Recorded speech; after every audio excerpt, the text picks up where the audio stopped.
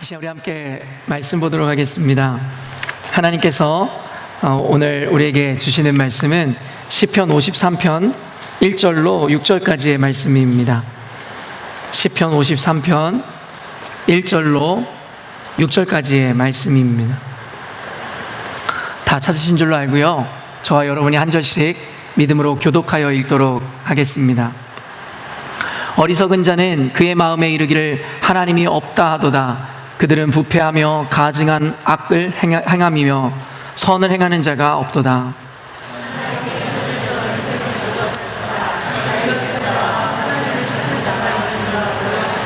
각기 물러가 함께 더러운 자가 되고 선을 행하는 자 없으니 한 사람도 없도다.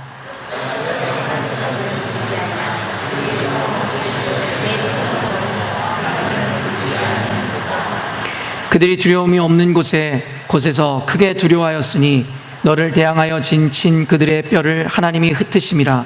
하나님이 그들을 버리셨으므로 내가 그들에게 수치를 당하게 하였도다.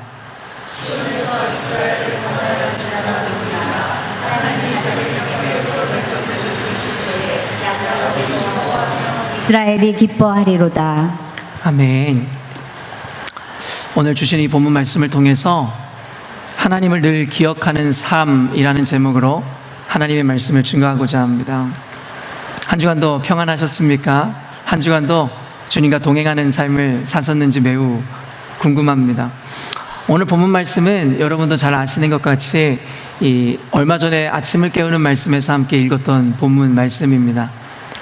요즘에 아침을 깨우는 말씀으로 매일 여러분을 만나다 보니까요, 말씀을 준비하고 묵상할 때마다 그 짧은 시간에 여러분들에게 그 은혜를 나누기가 너무나도 부족하여 좀 아쉬운 마음이 드는 본문들이 몇 있습니다. 그럴 때마다 그 말씀들을 인용하여 제가 양육하거나 아니면 여러분들에게 다시 한번 이렇게 주일에 설교로 조금 더 자세히 풀어 말씀을 전하는 것이 어떨까라는 생각을 해봅니다. 그래서 오늘 여러분에게 아침을 깨우는 말씀을 통해서 짧은 시간 그 은혜를 나눈 적이 있었으나 오늘은 조금 더 자세한 부연 설명들과 함께 이 말씀을 풀어 여러분들에게 하나님의 말씀을 좀 증거하고자 합니다. 여러분도 잘 아시겠지만 성경이라는 책에는요, 선악에 대한 메시지가 분명하게 드러나 있습니다.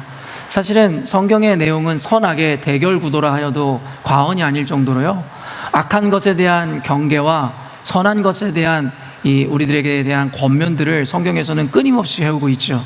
그렇기 때문에 이 말씀을 읽을 때마다 우리 이 선악에 대한 개념을 분명히 구분하여 우리가 적용해야 할 필요가 있습니다. 그리고 성경에서는 여러분도 잘 아시겠지만 권선징악의 세계관을 갖고 있으므로 악한 것은 순간은 영광을 누리고 영예를 누리는 것 같으나 종국에는 분명하게 기필코 심판당할 것에 대해서 주님께서 말씀하시고, 선한 것, 의인은 순간은 궁핍하고 고난과 역경을 당하여 사람에게 조롱거리가 될 때도 있으나 궁극적으로 종말에는 예수님을 통해서 분명하게 하나님의 상급을 받아 누릴 것이라고 성경은 설명하고 있죠. 그리고 더 무서운 것은 악인들에게 주어지는 것은 영벌이며 의인들에게 주어지는 것은 영생이라 이야기하고 있다는 것입니다. 이것이 성경에 짙게 깔려있는 바로 성경적 세계관인 것입니다. 그렇기 때문에 세상을 살아가는 저와 여러분들은 이 성경적인 세계관을 가짐으로 선과 악에 대한 분명하고 선명한 기준을 세우므로 악한 자리에서 벗어나 선한 것을 부여잡아야 한다는 것입니다. 결국엔 예수 그리스도께서 이 땅에 오심도 악한 세상을 구원하여 선으로 그들의 인생을 이끌어가기 위해 이 땅에 오신 것이며, 예수 그리스도 자체가 구원의 이유가 아니라, 사실은 언젠가도 이야기했지만 우리는 원래 영생을 이루어야 하는 존재임에도 불구하고 우리의 죄로 말미암아서 죽음이라는 것을 맞이할 수밖에 없는 유한한 존재가 되었다라는 개념을 설명해 드렸습니다. 그렇기 때문에 우리에게 죄가 없었노라면, 우리가 죄를 범죄하지 않았노라면 예수 그리스도의 그 희생도 필요하지 않았다라는 것입니다. 그렇기 때문에 예수님이 오신 것은 사실은 베스트가 아니라 어쩔 수 없이 죽을 수밖에 없는 죄인을 살리기 위한 예수님의 은혜의 방편으로 예수님을 보내셨다라는 것입니다. 그렇기 때문에 성경에서는 끊임없이 여러분에게 악한 자리에서 돌이켜 선한 자리로 나아오라 이야기하는 것입니다. 오늘 1절 말씀 한번 읽어볼까요? 1절 말씀 한번 읽어보겠습니다. 시작. 어리석은 자는 그의 마음에 이르기를 하나님이 없다 하도다. 그들은 부패하며 가증한 악을 행하며 선을 행하는 자가 없도다. 결국에는 오늘 본문에도 여전히 성경의 세계관을 그대로 드러내듯이 악한 자들의 악행에 대해서 이야기하며 선을 행하는 자가 없는 현실에 대한 비판을 하기에 이르더라는 것이죠. 그러므로 오늘 본문에 대해서도 결국에도 여러분에게 이야기할 때 악한 자리에서 나와 선한 자리, 의로운 자리에 서야 된다는 것이 오늘 본문에서도 이야기하는 말씀의 핵심일 것입니다. 그러나 우리가 이런 선과 악에 대한 말씀들 또한 더불어 오늘의 말씀을 온전히 이해하고 우리 삶 가운데 담아내기 위해서는요, 선과 악에 대한 성경적 규정을 할 필요가 있습니다. 이 많은 사람들이 오해하고 착각하는 것이 무엇이냐면 성경에서 이야기하는 선과 악이 우리가 보편적으로 갖고 있는 이 선과 악에 대한 개념과 동일할 것이라는 것에 대한 착각입니다. 그러나 성경에서는 선과 악에 대하여 우리가 갖고 있는 보편적인 기준과 원리를 들어 그것을 나누고 있지 않음을 성경 공부를 해본 사람은 다 알고 있습니다. 그러나 현대 교인들의 무지와 현대 목회자들의 어쩌면 잘못된 가르침으로 말미암아 결국에는 세상의 정의, 선과 악이라는 개념이 교회 안에서도 그대로 통용됨으로 말미암아 세상과 교회를 일치시키는 여러분 그러한 불행을 자초하게 되었다라는 것이죠. 아까도 이야기했지만 단순히 성경에서 이야기하는 선과 악에 대한 규정은 세상이 이야기하는 것처럼 도덕적이고 윤리적인 차원이 아니며 심지어는 세상이 세우는 법에 대한 차원도 아니라는 것을 여러분들에게 분명히 이야기하고 싶습니다. 그렇기 때문에 말씀을 풀어나가기 전에 여러분들에게 분명하게 인정받고 싶은 것은 무엇이냐면 선과 악에 대하여 규정하여 기준하여 나눌 때에 여러분 도덕적이고 윤리적인 그리고 세상의 법에 결코 묶여서는 안 된다는 것을 잊지 않으셨으면 좋겠습니다. 그러므로 말미암아 오늘 말씀을 통해 여러분들에게 주시는 성경적인 기준을 분명히 세워 나가는 시간을 가져야 할 것이라는 것입니다. 그렇다면 성경에서 이야기하는 선과 악에 대한 규정과 그 기준이 무엇이겠냐라는 것이죠. 바로 말씀임을 여러분에게 이야기해 드리고 싶습니다. 이 말씀에 의한 선과 악에 대한 규정의 중요성을 다시 한번 이야기해 드린다면, 만약에 이 말씀의 기준을 통한 선과 악에 대한 분명한 기준과 규정이 우리 교회와 우리 인생 가운데 세워지지 않는다면, 그것이 선행되어지지 않는다면 사실 그 이후에 이 논해지는 선과 악에 대한 가르침, 모든 것이 다 무의미하게 된다라는 것입니다. 왜냐하면 온전한 선과 악에 대한 정의와 규정 없이 논리를 전개하기 시작하면 결국엔 그 논리들이 우리의 신앙을 더욱더 혼란스럽게 할 수 있기 때문입니다. 여러분, 그래서 첫 단추를 잘못 깨면 그 이후에 어떤 일이 일어나는지 알고 계시지 않습니까? 그 이후에 아무리 바르게 단추를 깨어도 나중에는 결국에는 입을 수 없는 옷의 형태를 갖추게 되더라는 것입니다. 선과 악에 대해서 분명하게 규정하고 가르치는 성경인데 선과 악에 대한 분명한 의미와 규정을 우리가 갖고 있지 못하다면 그 이후에 논해지는 해석과 설명들이 다 무가치가 되어버리며 오히려 바리새인들이 그러했듯이 그들이 가진 지식이 도리어 그들을 더 악한 길로 접어들게 할 수도 있다는 것입니다. 그러므로 오늘의 성경과 성경적인 기준을 세우는 것이 굉장히 중요한 것이죠. 아마도 오픈 투 우먼이나 오픈 투 맨, 썬데이 레디스에서 양육을 받는 분들은 제가 이 부분에 대해서 강의했던 것을 기억할 것입니다. 그럼 오늘 간략하게라도 이 기준을 설명하는 이유는 양육을 받지 않는 모든 분들에게 이 관념들을 새겨주기 위함과 동시에 그 다음 설교들을 온전히 이해할 수 있게 하기 위함인 것이죠. 로마서 7장 7절 한번 읽어보도록 하겠습니다. 함께 읽겠습니다. 시작. 그런즉 우리가 무슨 말을 하리요? 율법이 죄냐? 그럴 수 없느니라. 율법으로 말미암지 않고는 내가 죄를 알지 못하였으니 곧 율법이 탐내지 말라 하지 아니하였더라면 내가 탐심을 알지 못하였으리라. 초대교회에서도요, 예수님께서 율법을 폐하러 오신 것이 아니라 완성시키려고 했다라는 그 의미를 온전히 받아내는 이들이 많지 않았습니다. 바리새인들을 지적하고 율법학자들을 비판하자 또 어떤 이들은 그것들에 대해서 극단적으로 받아내므로 이제는 율법의 필요를, 요구를 우리가 다 받아낼 필요도 없다라는 식으로 잘못 해석하더라는 것이에요. 그러나 예수님께서는 분명하게 이야기하였습니다. 너희들의 의가 바리새인들보다 못하면 결단코 천국에 들어갈 수 없다라고 이야기했습니다. 예수님께서 오심으로 말미암아 여러분을 자유케 하셨다라는 것은 여러분들이 더 이상 이 율법적인 행위라든가 거룩한 삶을 살지 않아도 된다라는 것을 의미하는 것이 아니라, 그것이 여러분의 구원의 유무를 규정하는 절대 기준이 되지 않음을 이야기하므로 오직 하나님의 은혜가 우리에게 구원을 허락하는 방도임을 강조하고 설파하기 위해서 하나님께서 그러한 과정을 예수님께서 밟으셨던 것입니다. 그러나 우리의 몰 이해와 이해의 짧음은 이제는 더 이상 율법적인 요구나 함부로 살아가도 하나님이 우리를 구원해 줄 것인 마냥 생각함으로 인생을 마구마구 살아가는 자들이 있는 것이죠. 언젠가 집사님들과의 대화 가운데 어떤 분이 그런 이야기를 했다라는 이야기를 전해 들었습니다. 내가 어떤 짓을 하고 살아도, 어떤 악행을 저질러도 어차피 나는 구원받을 거야. 왜냐하면 나는 예수를 믿으니까. 이 말이 얼마나 한심스러운 신앙인의 고백인지 여러분 아시겠죠? 예수님은 단 한 번도 우리의 거룩한 삶과 행위적인 노력에 대해서 무시하신 적이 없으셨다라는 것입니다. 그러다 보니까 바울이 설파하고 가르치는 내용에 대해서 오해하는 교회들이 나타났으니 더 이상 율법이 우리에게는 이제는 의미가 없는 것 아니냐, 율법은 미련한 것이 아니냐라고 이야기하는 자들이 나타나기 시작하더라는 것이죠. 그래서 로마서를 통해서 바울은 이 율법이 왜 의미가 있으며 우리에게 어떤 중요성을 갖는지에 대해서 가르치기 시작하더라는 것이었습니다. 그러면서 이야기하는 것이 율법이 죄냐? 그럴 수 없다라는 것이고, 율법이 없었다면 너희들이 죄가 무엇인지도 알지 못했을 것이라고 이야기하는 가르침을 우리에게 주기에 이르더라는 것이죠. 곧 율법이 탐내지 말라 하지 아니하였더라면 내가 탐심을 알지 못하였다라고 이야기합니다. 이 얘기는 무엇입니까? 율법이 우리에게, 말씀이 주어짐으로 말미암아 우리에게는 선과 악을 인식하고 구별해낼 수 있는 기준이라는 것이 생겼다라는 것입니다. 여러분, 우리는 문명의 발전을 경험했습니다. 인류가 탄생하고 수천 년의 시간이 지나면서 수많은 윤리적인 개념과 도덕적인 관념들, 그리고 여러 가지 법들, 그리고 기준들이 세워진 것이 사실입니다.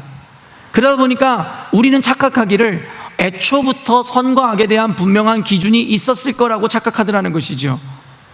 그러나 하나님이 세상을 창조하고 인간이 악을 범함으로 말미암아 그 죄로 인해서 이 하나님께 추방당했을 당시만 해도 그들은 혼돈 무질서한 시대를 살았습니다. 왜냐하면 그들의 인생 가운데 하나님이 없었기 때문입니다. 그렇기 때문에 그들이 도둑질을 하는 것, 힘 있는 자가 약한 자를 때리고 그의 아내를 빼앗고 그의 돈을 빼앗는 것 자체가 죄라고 생각하지 않았을 거라는 거죠. 그저 본능을 따라서 그들 안에 어떠한 법도 기준도 없기에 당연하게 을에 힘 있는 자가 약한 것을 집어삼키는 것이 그들에겐 정당화되었을 거라는 거예요. 그러나 뭐라고 이야기합니까? 모세를 통해 너희들에게 주어진 그 율법이라는 것을 통하여 결국엔 너희들에게는 무엇이 탐심이고 악한 것인지에 대한 개념을, 기준을 세워줬노라 이야기하시더라는 것입니다. 즉 말씀이 주어졌기에 결국 우리에게는 죄라는 것에 대한 규정이 생겨나게 된 것이고, 죄라는 것이 잘못된 것이라는 인식이 생겨났다라는 것입니다. 즉 말씀과 그 기준이 없다면 우리가 아무리 도덕적이고 윤리적이고 순결함을 지키고 살아가도 우리는 결코 죄의 굴레에서 벗어날 수 없다라는 것입니다. 도덕과 윤리라는 개념은 인간이 만들어낸 것이지 하나님이 만드신 것이 아니기 때문입니다. 물론 하나님께서는 보편적인 원리를 통해 우리의 삶을 인도하시기에 세상의 법도 도덕과 윤리도 잘 지켜야 하는 것이 사실입니다. 그러나 언젠가도 이야기했지만 하나님의 법을 결코 윤리관념이나 도덕관념이나 세상의 법이 뛰어넘을 수 없는 것임에 대해서는 그리스도인들이 분명히 해야 될 것입니다. 그렇기 때문에 개념적으로 우리 안에 분명히 기초 잡아야 되는 것은 무엇이냐면 하나님의 말씀이 선과 악을 나누는 기준이며 규정이다라는 것을 분명히 해야 한다라는 것입니다. 이 관념을 갖고 성경을 읽지 않는다면 우리는 성경에 일어나는 많은 일들을 이해할 수 없지요. 아들을 바치라고 했었던 아브라함에게 하신 명령이라든가, 여호수아에게 남녀노소를 멸하라고 하셨던 것, 노아를 통해서 전 인류를 멸하셨던 것, 여러분 호세아에게 창녀 고멜과 결혼하라 하셨던 것, 당시의 윤리관이나 도덕관념, 세상의 법으로는 도무지 이해할 수 없었죠. 그러나 지금 성경을 읽는 우리들은 그것을 악이라 이야기하는 자가 없습니다. 왜일까요? 하나님이 말씀하셨기 때문입니다. 사랑하는 성도 여러분, 우리가 이 개념을, 이 성경적인 개념을 우리의 삶 가운데 가져와야 되는 것이죠. 세상의 법과 윤리가 가장 우선시되는 법이 아니라 하나님의 말씀이 그 윤리와 도덕을 뛰어넘는 법이라는 것을 말입니다. 그리고 성경은 그 말씀이 곧 예수님 그 자체라고 말씀하시죠. 그리고 요한복음은 그 예수님이 곧 창조주 하나님이심을 분명히 밝힙니다. 요한복음 1장 1절로 3절인데요. 한번 읽어보겠습니다. 시작. 태초에 말씀이 계시니라. 이 말씀이 하나님과 함께 계셨으니 이 말씀은 곧 하나님이시니라. 그가 태초에 하나님과 함께 계셨고 그로 말미암아 지은 바 되었으니 지은 것이 하나도 그가 없이는 된 것이 없느니라. 여러분 이 말씀을 통해서도 분명히 알 수 있겠지만 태초에 말씀이 계시니라. 그 말씀이 태초에 세상을 지을 때부터 이미 존재하고 있었다라는 것이고 그 말씀이 하나님과 함께 계셨으니 이 말씀이 곧 하나님이라고 이야기하는 것이죠. 그리고 그 뒤에 나오는 것이 무엇이에요? 그가 태초에 하나님과 함께 계셨고, 사실은 말씀이라고 이야기하면서 3인칭 단수를 사용하다가 이제는 여러분 이 그라는 어떤 사람을 지칭하는 말로 바꿔버렸습니다. 그러면서 그가 태초에 하나님과 함께 계심으로, 여기서 말하는 그가 누구죠? 예수 그리스도이십니다. 말씀과 예수 그리스도를 일치시키며 말씀이 하나님과 동시에 예수 그리스도께서 하나님이심을 밝히는 신학적인 이 본문입니다. 그러면서 뭐라고 합니까? 만물이 그로 말미암아 지은 바 되었으며, 우리는 창조주 하나님과 예수님을 분리하여 생각하는 개념이 당시에 있었지만 예수님이 곧 창조주이시며 삼위일체 되신 하나님이심을 밝히는 장면입니다. 지은 바 된 것이 하나도 그가 없이는 된 것이 없느니라. 예수가 없이는 된 것이 없다. 그러므로 예수님은 말씀인과 동시에 하나님이시고 하나님인과 동시에 바로 창조주 그분 자체임을 밝히는 삼위일체론의 분명한 근거가 되어지는 말씀인 것입니다. 이러한 근거로 부패하여 악을 행하는 자들에게 하나님이 없음을 증명하는 것이며, 또한 역으로 하나님이 안 계시는 삶이기 때문에 그들은 악을 행한다라는 논리가 세워질 수 있는 것이죠. 아까 우리가 읽은 말씀, 어리석은 자는 그의 마음에 이르기를 하나님이 없다 하도다. 그들은 부패하여 가증한 악을 행하며 선을 행하는 자가 없도다. 그들이 악을 행했던 이유, 선을 행하지 않았던 이유를 뭐라고 이야기하는 것이에요? 하나님이 없다 하기 때문이고, 하나님이 없다 하는 것은 무엇이에요? 그 중심에 예수 그리스도께서 없다라는 것이고, 예수 그리스도께서 없다라는 말은 무엇이에요? 그의 삶 가운데 말씀의 기준이 없다라는 것임을 제가 지금 성경의 논리를 통해 여러분들에게 전해드린 것입니다.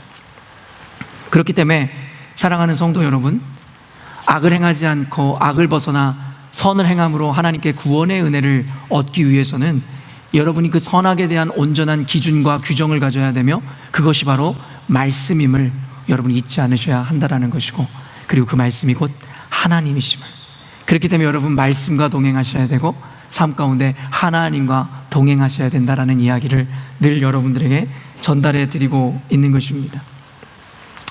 오늘 설교의 제목이 무엇이었습니까? 하나님을 늘 기억하는 삶입니다. 하나님을 늘 인식하는 삶이라고 또한 이야기하고 싶습니다. 그래서 결론적으로는 오늘의 이 성경적인 로직이, 이 논리가 여러분의 삶 가운데 실천적으로 나타나게 하기 위해서 이제는 설교를 풀어가기 시작할 것인데요, 그렇기 때문에 이러한 이유로 여러분은 늘 주중에도 하루의 삶 가운데도 하나님과 동행하셔야 됩니다. 하나님을 기억하셔야 됩니다. 하나님을 인식하셔야 됩니다. 그래야 죄를 따라가고 죄를 욕망하는 우리가 선한 것을 붙잡을 수 있기 때문입니다. 한시라도 하나님을 기억하지 않고 하나님을 떠나는 삶을 산다면 우리는 결단코 악에서 벗어날 수 없습니다. 왜냐하면 의인은 없나니 하나도 없다 이야기하며, 인간은 안목의 정욕과 이 생의 자랑을 위해 살아갈 수밖에 없는 존재임을 성경은 분명히 규정하고 있기 때문입니다. 여러분 스스로도 여러분에 대해서 잘 아시잖아요. 저도 저에 대해 잘 알고 있습니다. 하나님이 계시지 않다면 얼마나 끝없는 탐욕과 쾌락을, 욕망을 쫓아 살 존재인지에 대해 제가 알고 있습니다.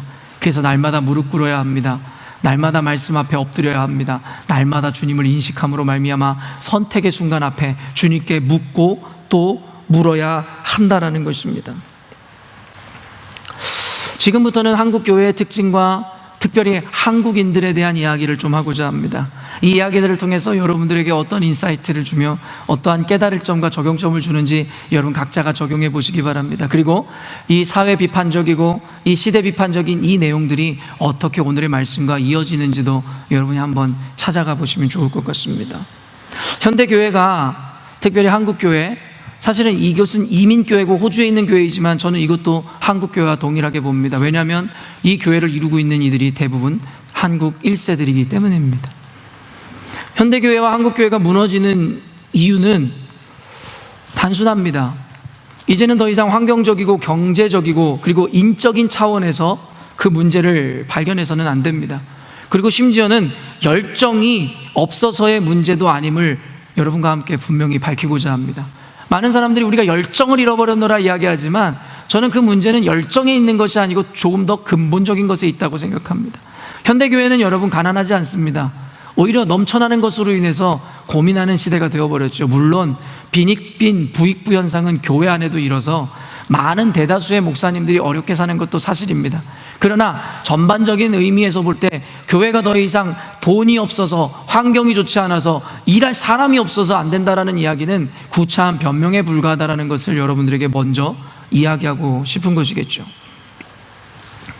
여러분에게 결론부터 그 이유를 이야기해드리면 현대교회와 그리스도인들의 삶에 하나님의 부재가 이루어졌기 때문이라고 이야기하고 싶습니다. 교회에 왔지만 하나님이 계시지 않는 거예요. 그리스도인이라고 이야기하지만 그들의 삶 가운데 하나님께서 계시지 않기 때문이라는 것입니다. 한국 민족에 대해서 우리가 논하고 이야기할 때에 많은 이들이 우리 민족이 갖고 있는 장점과 그 우수성들 그리고 약점들과 연약함에 대해서 많이들 이야기하곤 합니다. 물론 제가 한국인이어서 그런지는 모르겠지만 저는 이 대한민국 국민들, 이 민족은 단점보다 장점과 우수성이 훨씬 많은 민족이라 저는 생각합니다. 그럼에도 불구하고 상대적으로 가르쳐야 하는 자리에 있기에 우리들의 연약함과 부족함을 이야기하고 그것을 보완해야 하기에 부족함에 대해서 더 논할 때가 많은 것은 사실이지만 말입니다. 그러나 제 마음 가운데 이 한국 국민들 그리고 민족의 우수성에 대해서 저는 늘 인지하고 기억하고 있으며 그래서 하나님께서 우리 교회와 우리 민족을 사용하실 것이고 앞으로 우리 민족을 통해서 세상 가운데 큰 영향력을 끼칠 것이라는 확신으로 이루어지기에 이르는 것입니다. 이 긍정적인 부분 그리고 우리 대한민국의 우수성, 민족의 우수성을 이야기할 때 많은 것들이 있겠지만 빼놓을 수 없는 것, 저는 바로 열정이라고 이야기하고 싶습니다. 어느 민족보다 열정적인 민족이라 이야기하고 싶습니다. 그러나 사람들은 이렇게 이야기하죠. 지하철을 타고 가든지 아니면 이 길을 걸어가는 사람들의 모습을 볼 때 어디서 열정이 있냐라는 거죠. 지하철에 앉아있는 이들의 여러분 표정을 보신 적 있으세요? 그들은 늘 무기력함과 그리고 인생에 찌들은 표정으로 앉아있죠. 미소라는 것은 어디에도 찾아볼 수 없죠. 앉아서 그들은 늘 스마트폰에 자신들만의 세계 가운데 갇혀서 한국인들이 지하철에 앉아있는 표정을 보면 모두가 싸우러 가는 자들 같은 느낌을 받을 정도입니다. 길을 가는 이들의 표정은 어떻습니까? 길을 가다가 이 웨스턴들이 갖고 있는 그러한 이 아름다운 모습들은 볼 수 없잖아요. 이들은 가다가 눈이라도 마주칠라 치면 Hello, good morning, how are you 하잖아요. 처음엔 제가 호주에 왔을 때 저 사람이 나를 아나? 뭐 이런 생각도 하지만 여기 사람들이 갖고 있는 정서이고 문화인 거예요. 그들은 그만큼 프렌들리한 거잖아요. 그냥 지나가는 사람한테 Hi, how are you 할 수 있는 여유. 근데 한국 사람들이 그런 게 어디 있습니까? 서로 어깨라도 부딪힐라 치면 여러분 어때요? 서로 경계하고 싸우려고 드는 것. 화부터 내는 것이 어쩌면 우리의 민족들의 모습 아니겠어요? 그 무기력한 가운데 열정이라는 것이 어디 있냐라고 우리가 이야기할 수 있을 것입니다.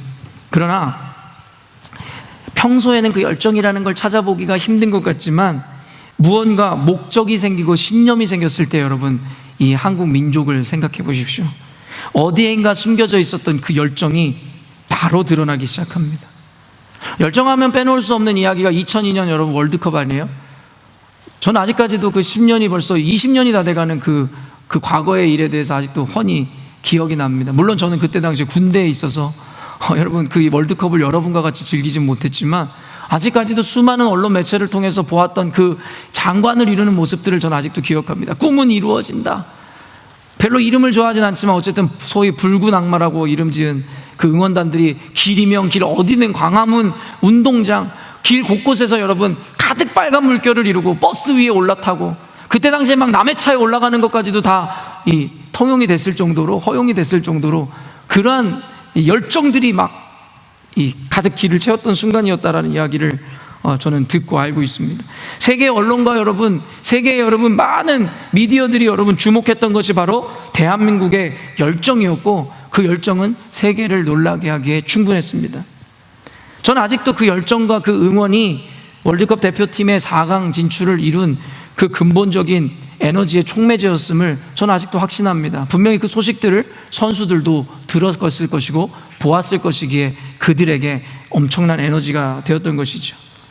그리고 저는 정치적인 발언이나 정치적인 목적이 아닌 순수한 의미에서 말씀드리면, 광화문 광장에 일어났던 여러분 촛불 집회를 여러분 한번 기억해 보십시오. 정치적으로 옳고 그름을 떠나서 그들 안에 어떠한 심령과 목적이 생기자마자 각 지역 곳곳에서 비가 오든 여러분 사람들이 모여서 여러분 촛불을 켜고 한 곳에서 모여 어떤 신념을 향해 나갔던 그 열정을 기억하십니까? 또한 조금만 더 과거로 올라가 보십시오. 민주화를 위해서 한거했었던 1980년도에 5.18 광주 민주화 운동 여러분 기억하십니까?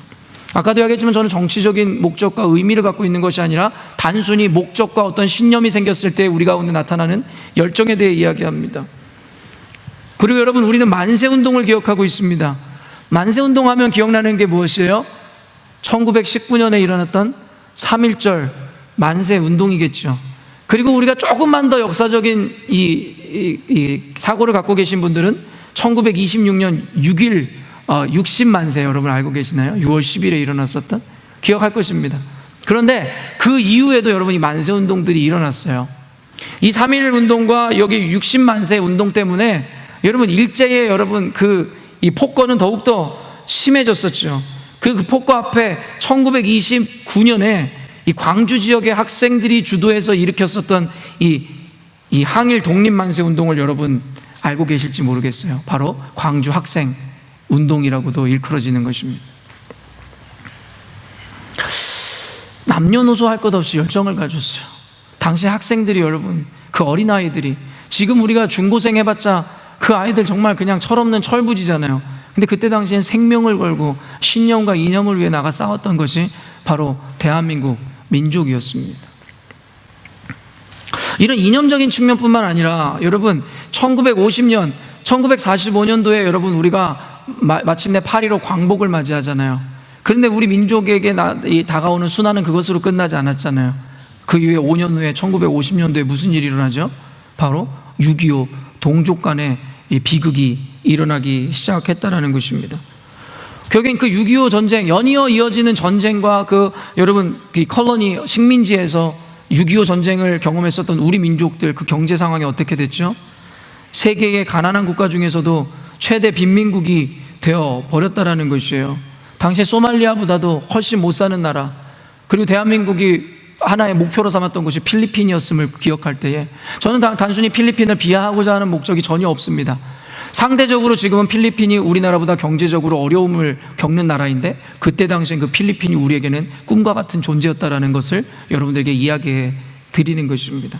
근데 여러분, 대한민국 민족의 열정은 어떤 기적을 일으켰습니까? 단순히 4강의 기적이 아니잖아요. 고작 반세기 만에 세계의 10대 경제 대국이 되었습니다. 물론 아직도 선진국인지 아닌지에 대한 이견이 분분할 수는 있지만, 단순히 경제적인 측면만을 고려했을 때 선진국이라고 이미 OECD에서도 발표를 해놓은 상태죠. 그렇기 때문에 대한민국은 그 가난과 그 전쟁의 아픔 가운데 아무것도 없다는 황무지에서 그 민족적 열정으로 여러분 이 경제 대국을, 선진국을 이루어 놓게 되었다라는 것입니다. 또한 여러분, 이제는 이념적이고 신념적이고 그리고 경제적인 측면을 넘어 신앙적인 측면은 어떨까요? 상대적으로 여타 다른 동양 국가들보다 복음이 늦게 들어왔습니다. 그런데요, 하나님께서는 그 늦게, 그리고 이 소수민족을 통해서 하나님께서는 놀라운 영적 부흥을 일으키시기 시작하셨고, 여러분 하나님께서는 그 20세기를 접어들면서 그 20세기 초에 각 대륙마다 한 민족과 국가를 세워서 영적 부흥과 대각성 운동을 일으키게 하세요. 이게 굉장히 소름 돋는 놀라운 일인데, 그 중에서 여러분 동양을 위해서 여러분, 선택받은 민족이 바로 저와 여러분입니다. 놀랍지 않으십니까? 여러분, 20세기를 시작하는 1904년에 먼저 영국에서 웨일스 부흥운동이 일어났습니다. 놀라운 한 사람의 회개와 각성으로 인해서 일어난 운동이었죠. 그 다음에 여러분, 연이어서 1905년에 이제는 인도에서 이 카시아 부흥운동이 일어났어요. 그 다음에 여러분, 연이어서 1906년에 여러분, 아메리카에서 여러분, 미국의 아주사거리 성령운동이 일어났음을 여러분 알고 계실 거예요. 그 다음에 여러분, 마침내 1907년 동방의 작은 나라 대한민국에서 평양 대부흥운동이 일어나게 되는 거예요. 놀랍죠? 1904년, 1905년, 1906년, 1906년 매년마다 각 대륙에서 일어난 대부흥과 대각성운동이 마침내 대한민국 땅에서 절정에 이르게 되더라는 것입니다. 이것을 우연이라 생각할 수 있는 분들이 있을까요? 알지 못함이기 때문이지 우연이라 치부할 수 있는 사람들은 아무도 없습니다. 바로 하나님의 역사였으며 성령의 역사였습니다. 영적 불모지였던 한국을 하나님이 들어쓰시고 세계 위에 우뚝 서는 신앙의 중심지가 되게 하셨다는 것입니다. 이 한국 교회가 갖고 있는 이 열정은요, 대단합니다. 아까도 이야기했지만 신앙적인 불모지였던 대한민국이 세계의 중심 신앙국가로 우뚝 설 수 있었던 것도 바로 한국인들의 열정이었고, 부흥을 논할 때마다 우리가 빼놓을 수 없는 그 요소, 세계가 주목하는 그 요소가 뭐예요? 바로 통성기도입니다. 이 통성기도는 바로 기도라는 측면에 있어서의 우리의 열정을 보여주는 것이라고 저는 생각하죠. 외국인들은 여러분, 그래서 이것을 코리안 프레이어라고 이야기합니다.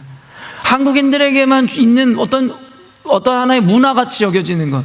그래서 언젠가도 이야기했지만 제가 멀린 컬리지라는 여기 침례교 신학교에 갔을 때에도 거기 친구들이 저한테 이 코리안 프레이어에 대해서 물어보면서 저한테 기도해보라고, 너무 보고 싶다고 할 정도였습니다. 그만큼 한국 교회가 갖고 있는 특수성, 그리고 민족의 열정이 만들어낸 것이 바로 통성기도이며, 하나님은 그들의 부르짖음과 그 열정을 통해서 대한민국 땅 가운데 이러한 축복을 허락하셨다라고 그 누구도 이견을 갖지를 않습니다. 남녀노소 할 것 없이 우리 민족이 갖고 있는 이 열정, 이 숨어있는 그 열정, 바로 이 잠재적인 그 열정, 이제는 우리 안에 어떠한 목적과 신념과 여러분 목표가 생겨나면 우리 안에 있는 잠자고 있는 열정이 다시 깨어나리라 믿습니다. 사랑하는 열린문교회 성도 여러분, 여러분 인생이 무기력하다 생각하시나요? 여러분 인생에 의미가 없고 meaningless하다고, 여러분에게 소망이 없는 삶이라고 생각하는 분들 혹시 계시다면, 여러분 안에 온전한 목적과 방향을 잡지 못하여 여러분의 그 열정, 잠재적인 그 열정을 나타내는 삶을 살지 못하고 있을 뿐입니다. 하나님 우리 민족 가운데 그러한 우수함을 허락하셨습니다. 그러나 모든 것에는 명과 암이 있듯이 한국교회가 가지고 있는 이러한 특별함과 열정에 비해 그 이면에 여러분 맹목적인 열심이나 감성에 젖은 열심도 분명히 존재합니다. 언젠가도 이야기했지만 방향성을 잃어버린 열심은 도리어 더 사회를, 공동체를 위기에 몰아넣게 됩니다. 온전한 여러분 방향을 알지 못하는 속도라는 것은 무의미한다는 것을 우리는 잘 알고 있다라는 것입니다. 물론 비속어이고 부정적인 뜻을 의미하는 단어지만 많은 이들이 한국인들에 대해서 지적할 때 이런 단어를 쓰는데, 여러분 냄비근성이라고 알고 계시나요? 아까도 얘기했지만 비속어입니다. 냄비근성은 뭘 의미합니까? 이런 냄비에다 열을 가하며 금방 끓어오르지만 이내 곧 가서 금방 식어지는 것이 바로 냄비의 특징이라는 것이고, 결국에 한국인들의 열정을 이야기할 때마다 그들에 대해서 비아냥거릴 때 사용하는 것이 냄비근성입니다. 너희들은 열정은 있으나 그 열정 이내가 사라지지 않냐라고. 여러분 보십시오. 대한민국에서 조금만 감정적 선동과 감정적인 어떤 부추김만 있으면 사람들이 길거리로 나와 촛불을 들고 나오지만, 이런 세상을 살아갈 때마다 그러한 자들은 그 어느 곳에도 없는 것 같아요. 예배를 드리고 집회를 가면 사람들이 손을 올리고 눈물을 흘리고 모두가 하나님께 생명을 바칠 것 같은 그리스도인들인데, 사회에 나가 보십시오. 그런 그리스도인들이 한 명도 찾아볼 수가 없는 것이에요. 순간적인 감성과 감정에 젖어 열정을 폭발시키지만 이내 그 감정이라는 것이 사라지면 그 열정이라는 것도 같이 식어버리죠. 대한민국 민족이 갖고 있는 우수성과 동시에 위험성이 바로 이것입니다. 그리고 보완해야 될 과제가 이것이라는 것이에요. 순간적인 감정의 부추김으로 인해서 순간적인 방향을 잃은 열심은 내지만 이내 곧 식어버리는 것. 그리고 아까 얘기했지만 잘못된 신념과 이념과 신앙을 갖게 되는 순간 그들의 잘못된 신앙과 열정은 결국엔 교회를, 사회를, 국가를 위기로 몰아넣기에도 그 열정이 사용되게 된다라는 것입니다. 너무 쉽게 화를 냈다 쉽게 식어버리는 민족, 너무 쉽게 열정을 냈다 쉽게 사라지는 민족이 어쩌면 우리의 모습일지도 모르죠. 그래서 현대 많은 정치인들이나 권력가들은 이런 국민성을 이용해서 언론이나 미디어를 통해 사람들을 맹목적 열정을 부추기고 있는 현실이기도 하죠.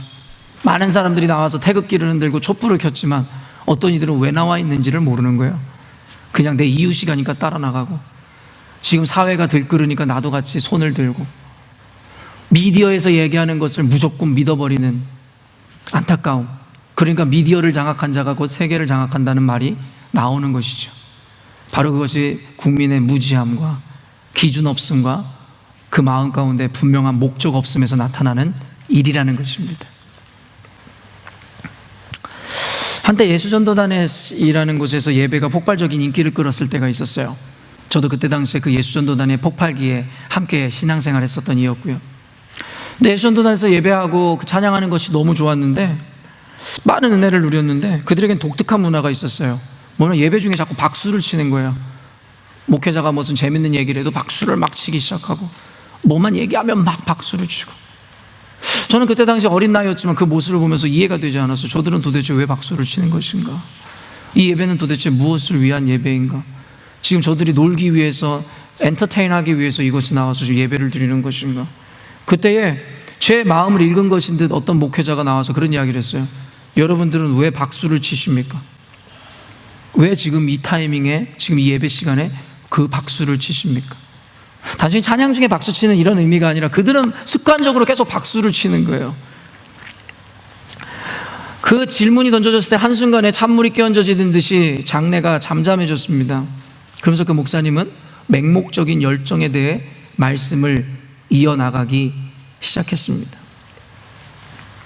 저는 한때 찬양 인도자가 꿈이었습니다. 그러면서 제가 찬양 인도를 하면 많은 이들이 하나님 앞에 눈물로 회개로 돌아오는 그 날을 꿈꾸면서 저는 찬양 인도자가 되는 것을 꿈으로 갖고 비전으로 갖고 있었던 사람입니다. 그러다 보니까 젊어서 더 많은 조금이라도 더 많은 것을 배우기 위해서 많은 예배 인도자 세미나를 다니고 집회를 쫓아다녔습니다. 근데 그 수많은 경험 중에 제 마음 가운데 공허감이 무엇이었냐면, 가는 곳마다 별반 다를 것이 없는 강의 내용과 똑같은 내용을 전달해 주는 것이었어요. 천편일률적인 예배 인도의 스킬들, 그리고 방식들, 너무 인간적인 것만 같은 어떤 접근들 다 똑같았어요.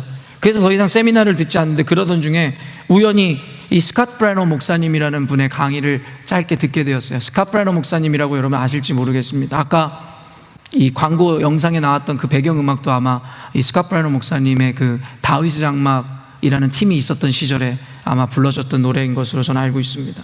제가 굉장히 존경하는 찬양 인도자이며 목사님이신데, 그분의 강의는 여느 한국 목사들이 강의하는 내용과 전혀 달랐어요. 어떤 내용이었는지 잠깐 여러분에게 소개해드리면, 한국 예배 인도자들은 늘 열정에 대해서 이야기했습니다. 그리고 전투에 대해서 얘기해요. 전쟁에 대해 이야기합니다. 그래서 예배에 나가기 앞서서 기도하고 싸우고 영적 군대를 몰고 영적 전쟁에 나가는 것 같은 그러한 것들을 가르치고, 기도의 열정에 대해서만 가르쳤는데, 이 스캇 브래너 목사님이 이런 이야기를 하셨어요. 한국 예배자나 인도자들이나 신앙인들의 모습을 이해하지 못할 때가 있다.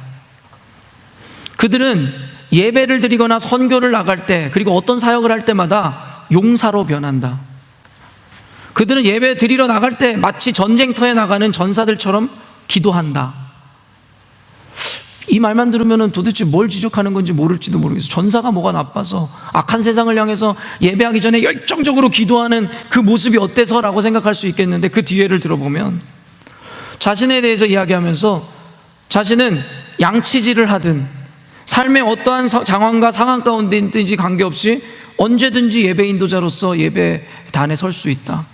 하나님을 예배할 수 있다라는 이야기였습니다. 이 말은 무엇이냐면 한국의 성도님들은 아니면 목회자들은 예배드리기 전에만 열정적으로 기도하면 순간 내가 거룩해지고 깨끗해지는 것 마냥, 면죄부를 얻는 것 마냥 그러한 태도로 기도를 하고 열정을 갖는 것을 보았다라는 것입니다. 그러나 스카프라는 목사님이 이야기하는 것이 무엇이에요? 저들의 평소의 삶 가운데 하나님은 과연 계시냐라는 것이죠. 그리고 하나님이 계셨다면 굳이 지금 이렇게 전투적으로 기도할 필요가 있냐라는 것이고, 꼭 예배하기에 앞서 기도를 통해 마치 정결 예식을 하듯이 그러한 절차가 필요하냐는 이야기였습니다. 여러분 어떻게 생각하십니까? 그 목사님이 강조했던 것은 무엇이었냐면 늘 하나님의 임재 속에 살아가는 삶이었습니다. 교회에 와서만 예배하는 게 아니라, 교회에 와서만 사명을 감당하는 것이 아니라, 교회에 와서만 거룩한 척하는 것이 아니라, 교회에 와서만 하나님을 찬양하는 것이 아니라 일상 속에서 삶 가운데 늘 하나님을 예배하고 찬양하는 예배자라면, 늘 하나님의 사명을 생명과 같이 감당하는 그런 사명자라면 그들에게 선교를 나가거나 예배 자리에 서거나 어디를 가든지 그것이 특별할 것이 없는 그저 삶의 그저 장소의 이동일 뿐이라는 것이죠. 아까 국민의 민족성에 대해서 시간을 이렇게 많이 하면서까지 여러분에게 설명하는 이유가 무엇이겠습니까? 우리에게는 하나님을 향한 그 어떤 그것도 이뤄낼 수 있는 포텐셜, 바로 그 열정이라는 무기를 갖고 있습니다. 역사적으로도 증명해 드리고 싶었습니다. 그러나 문제는 그 열정이라는 것이 온전한 목적과 방향성, 그 알맹이를 잃어버렸을 때에 그것이 도리어 교회를 망치고 그리고 사회를 망칠 수 있음에 대한 경고와 함께, 그리고 내면의 목적과 방향성을 잃은 그 열정은 이내 곧 수그러들고 사라질 수밖에 없음에 대해서 이야기하고 싶었습니다. 어떤 이들은 과거를 회상하면서 이런 이야기를 합니다. 예전에는 나도 믿음이 좋았는데, 예전에는 나도 하나님을 위해서 물이든 다 뛰어들 수 있는 열정이 있었고 믿음이 있었노라고. 그런데 지금은 믿음이 사라졌다고. 어떤 이들이 저한테 그런 질문을 합니다. 그럼 그 사람의 믿음은 진짜였습니까? 그리고 그 사람 진짜 구원을 얻었던 것, 하나님을 만났었던 것 맞습니까? 저는 미안하지만 좀 이렇게 극단적으로 이야기하고 싶습니다. 그는 진짜 하나님을 만났던 것이 아니라 그저 자기 착각에 빠져 있었던 것이고 감정에 젖었던 것이죠. 존 스토트 목사님도 그렇고 많은 목사님들이 이런 이야기를 합니다. 성령의 세례든 그리고 구원의 확신이든 그것은 너무나 명확하다라는 거예요. 그냥 살다가 보니 구원의 확신이 생겼어요, 믿음이 있어요가 아니라 그것에 대한 믿음은 명확하다라는 거예요. 여러분, 만약에 제가 누군가를 만났다 칩시다. 제가 우리 조하나 전도사님을 만났어요. 대화를 했어요. 교제를 하였어요. 그런데 시간이 10년, 20년, 30년, 심지어는 40년, 50년이 지나요. 아무리 많은 시간이 지난다고 해서 내가 조하나 전도사라는 사람의 존재를 잃어버릴까요? 이런 하나님에 대한 것도 마찬가지입니다. 우리 안에 진짜 하나님을 만났다면, 하나님에 대한 진짜 경험이 있다면 그 경험을 잃어버릴 수가 없는 것입니다. 하나님이 존재에 대한 유무가 어떻게 내 안에서 의심이 될 수 있겠냐라는 거예요. 그 말은 단순합니다. 과거에 한 번도 하나님을 분명히 만나고 경험한 적이 없었다라는 것입니다. 저는 단순히 여러분의 신앙이나 현대인의 신앙을 폄하하고자 하는 것이 아니라 믿음을 정직하게 고백하시고 점검하라는 것입니다. 과거의 영광에 빠져서 예전에 나는 하나님과 함께하였고 예전에 하나님 앞에 믿음의 확신이 있었다라는 것은 중요하지 않습니다. 과연 현재 여러분은 믿음의 확신 가운데 살아가십니까? 주님과 동행하며 살아가십니까? 주님이 여러분의 인생 가운데 계시냐 말입니다.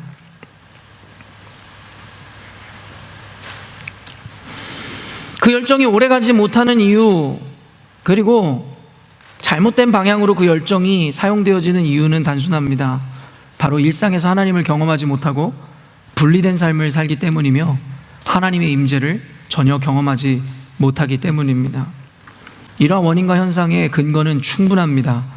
바로 하나님의 하나님 되심을 인정하지 못하기 때문입니다. 하나님의 하나님 되심을 인정하지 못함이란 그의 전능하신 속성을 믿음으로 받아내지 못했다라는 것입니다. 첫째, 구원자 되심에 대한 불인정입니다. 6절 말씀 한번 읽어볼까요? 6절 말씀 읽습니다. 시작. 시온에서 이스라엘을 구원하여 줄 자 누구인가? 하나님이 자기 백성의 포로된 것을 돌이키실 때에 야곱이 즐거워하며 이스라엘이 기뻐하리로다. 시온에서 이스라엘을 구원하여 줄 자 누구인가? 하나님을 아는 자들은 구원자 자신들 다윗과 같이 에돔이 애굽이 아니면 그 외에 어떠한 군대가 자기를 둘러쌌다 할지라도 여러분 그는 그들에게 집중하지 않습니다. 왜일까요? 다윗에게 구원을 베풀 수 있는 존재는 힘도 권력자도 아닌 하나님이심을 분명히 알고 있기 때문입니다. 그러나 우리가 주중에 삶을 살아가면서 하나님을 인정하지 않고 기억하지 않는, 그리고 그를 인지하지 않는 이유는 단순합니다. 오직 하나님이 유일한 구원자이시고 생명이심이라는 것에 대한 믿음이 없기 때문입니다. 그리고 우리는 그분을 붙잡아야 할 것이 아니라 우리 눈앞에 보이는 실제적인 존재를 붙잡고 실제적으로 경험하는 문제를 해결해야 된다고 생각하는 것이죠. 그렇기 때문에 그들은 하나님을 삶에 채우기보다는 돈을, 권력을, 명예를, 끊임없는 욕망을 채우게 되죠. 왜죠? 그래야지만이 실제적인 어려움에서 구원을 얻을 수 있다라고 생각하기 때문입니다. 그게 바로 하나님이 없다 하였던 당시의 악인들의 태도였던 것이죠. 악인들은 하나님의 유일한 구원이심을 부정하고 그의 전능하심을 인정하지 못함으로 결국 하나님을 찾지 않습니다. 우리는 무늬만 그리스도인이고 교회 나와 의무를 다했다 생각하지 주중에서는 그 어느 곳에서도 하나님에 대한 고백이 없죠. 왜냐하면 하나님이 유일하고 전부 되신 구원자이심을 믿지 않기 때문입니다. 두 번째, 하나님의 속성에 대한 불인정 때문입니다. 여러분, omnipresence랑 omniscience라는 단어를 제가 언젠가 여러분들에게 들려드렸습니다. 더 나아가 omniscien이라는 단어도 있고요. omnipresence는 무엇이냐면 여러분이 말하는 무소부재하심이라는 거예요. 어디에나 계시다라는 거예요. omnipresence, 모든 공간에 계신다. omniscience는 뭡니까? 모든 것을 아신다는 거예요. 모든 것을 아신다는 것이에요. omniscient은 무엇일까요? 모든 것을 보신다는 거예요. 마태복음 1장 23절 이 대표 레퍼런스만 한번 읽어드리고 설교를 마치겠습니다. 함께 읽겠습니다. 시작. 보라, 처녀가 잉태하여 아들을 낳을 것이요 그의 이름은 임마누엘이라 하리라 하셨으니 이를 번역한즉 하나님이 우리와 함께 계시다 합니다. 여러분 믿으십니까? 예수님은 임마누엘의 하나님이심을 믿으십니까? 임마누엘을 번역한즉 하나님이 우리와 항상 함께 계시다라는 의미입니다. 여러분이 예수님을 믿는다라는 것은 예수님이 늘 여러분과 함께 하심을 믿어야 한다라는 것이에요. 그리고 욥기 34장 21절이에요. 욥기 34장 21절 시작. 그는 사람의 길을 주목하시며 사람의 모든 걸음을 감찰하시나니. 여러분, 주님께서 여러분의 모든 길을 감찰하시고 보고 여러분의 신음소리에도 들으심으로 응답하시는 분이심을 믿으십니까?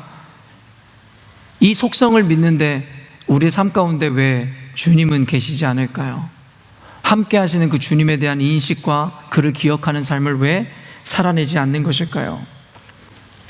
이것은 사실은 이 진리를 근거로 세워진 하나의 신학적이고 교리적인 내용을 담고 있는 말입니다.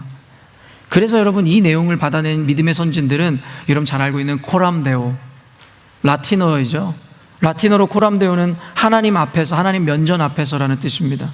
늘 코람데오 신앙을 가졌다라는 거예요. 그들이 밥을 먹든 놀이를 하든 사역을 하든 예배를 드리든 늘 주님 앞에서, 주님이 내 앞에 계심으로 말미암아 늘 주님을 인식하기를 원했어요. 늘 주님을 기억하기를 원했어요. 늘 주님을 자신의 삶 가운데 기준으로 삼기를 원했어요. 그래서 그들은 악에서 떠나 선을 붙잡고자 하는 노력으로 살았습니다. 그러나 현대교회가 그것을 잃어버렸습니다. 인프라가 없는 것이 아니라, 돈이 없는 것이 아니라, 능력이 없는 것이 아니라, 열정이 없는 것이 아니라 하나님을 잃어버린 것이죠. 하나님이라는 기준을 잃어버린 것이죠. 교회는 있는데 하나님이 계시지 않는 거예요. 교회는 있는데 하나님이 주인이 되는 것이 아니라 인간이 주인이 되어 인간이 경영을 하고 인간을 위한 교회가 되고 인간을 위한 말씀을 선포하는 교회가 되어버려서 교회는 망해가는 것입니다. 결론을 맺도록 하겠습니다. 4절 말씀이에요. 읽도록 할게요. 시작. 죄악을 행하는 자들은 무지하냐. 그들이 떡 먹듯이 내 백성을 먹으면서 하나님을 부르지 아니하는도다. 여러분, 악인에 대한 이야기를 펼쳐드렸습니다. 하나님이 없다 함으로 인생 가운데 하나님이 없는 거예요. 하나님이 없다는 건 말씀의 기준이 없다는 것이고, 그들은 자신들의 의가, 자신들의 경험이 윤리적, 도덕적인 것이 기준이 되어 선과 악을 나눔으로 평생을 악한 길을 살아가는 자들이라 이야기합니다. 그러면서 결론에 무엇을 이야기합니까? 그들은, 하나님의 백성들은 떡 먹듯이 먹으면서 하나님을 부르지 않는다라는 거예요. 이 말씀은 여러분이 각자 처소에서 좀 깊이 묵상해 보셨으면 좋겠습니다. 하나님을 알지 못하는 자들이 어떻게 교회를, 어떻게 하나님을 아는 지식을 폄하하고 훼손시키는지, 그러면서도 그들은 하나님을 부르지 아니한다라는 것이에요. 서원에서도 밝혔지만 악인이 따로 있는 것이 아닙니다. 여러분, 악인이 따로 있는 것이 아니에요. 저와 여러분이, 그리고 여러분과 저의 삶 가운데 하나님이 떠나는 순간 바로 저와 여러분이 악인이 되는 것이고, 살아가는 삶 가운데 하나님을 향한 기준과 하나님에 의한 어떠한 세계관이 우리 가운데 없는 삶을 산다면 그때에 비로소 저와 여러분은 악인이 되는 것입니다. 아무리 도덕적으로 깨끗하고 윤리적으로 깨끗하고 법과 질서를 잘 지킨다고 하여 그것이 구원을 주는 것이 아니라, 그것이 우리를 의롭다고 정해주는 것이 아니라, 우리 인생 가운데 하나님이 계시지 않다면 우리는 아무리 세상의 권력과 돈이 많고 깨끗한 삶을 살아도 우리는 죄인 그 이상이 아니라는 것이죠. 여러분, 하나님을 부르짖으십시오. 하나님을 부르지 않는다라는 것은 스스로를 의지하여 스스로가 주인 되어 우상을 섬기는 죄를 범하는 것입니다. 우리는 주를 위해 존재하며 주의 목적을 위해 존재합니다. 고로 주님의 말씀을 따라, 주님이 가르치시는 바를 따라 살아낼 때에 우리는 비로소 그 목적을 완성시켜 하나님의 선한 종이라 일컬음을 얻을 수 있게 되는 것입니다. 사랑하는 성도 여러분, 이제는 말씀을 듣고 깨달았기에 일주일에 한 번 나와 예배하는 것으로 내 할 일 다 했다라고 생각했던 신앙인들이 계시다면 이제는 그 관념에서 벗어나십시오. 그리고 이제 주중에 여러분의 각자 자리로 돌아가서 늘 하나님을 예배하십시오. 가정에서, 직장에서, 여러분이 사회에 만나는 사람들의 관계 가운데, 아니면 혼자 있는 시간에도 주님을 기억하십시오. 다윗이 그러하였듯이, 모세가 그러하였듯이 하나님을 독대하십시오. 고난과 역경과 순환 가운데 있을 때라도 하나님과 동행하십시오. 그 의미를 발견하게 될 것입니다. 여러분, 잘 나갈 때라도 하나님을 기억함으로 겸손하십시오. 여러분을 교만의 죄에서 빠지는 것을 주님께서 건져주실 것입니다. 늘 주님을 인식하십시오. 늘 주님을 기억하십시오. 그러므로 주님과 동행하십시오. 그러므로 주님의 말씀을 따라 사시는 여러분 되시기를 주님의 이름으로 축원합니다. 함께 기도하겠습니다. 하나님 아버지, 오늘 말씀을 통하여